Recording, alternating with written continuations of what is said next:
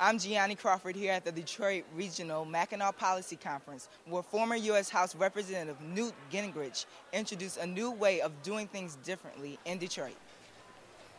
At the Detroit Regional Chamber Mackinac Policy Conference here at the Grand Hotel, former Speaker of the House Newt Gingrich had a direct message to the attendees. Michigan and Detroit need change.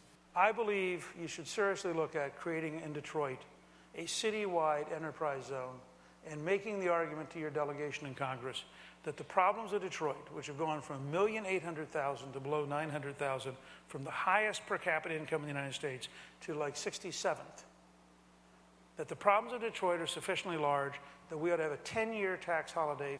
He addressed issues such as jobs, health care, environment, and education.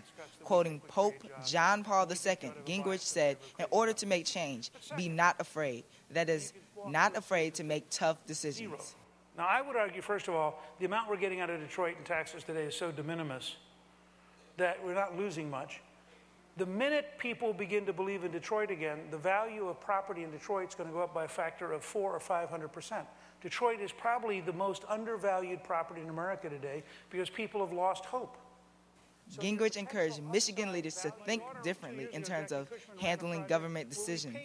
Gingrich introduced this idea of keeping America safe and saving America. Save America by getting people back to work and make sure our leadership is listening to their voters. And that requires rethinking litigation, regulation, taxation, education, health, energy, and infrastructure. But if we're prepared to do that, the Chinese won't catch up with us for 100 years. But we have to be, it's not a Chinese problem, it's an American problem. We have to be prepared to put on the table, to be not afraid, to have the courage to do what it takes to launch America, to launch our children and our grandchildren into a better future. He says if we are going to be competitive, our benchmark needs to be China. They're lecturing me on free enterprise. Why is your country borrowing so much money?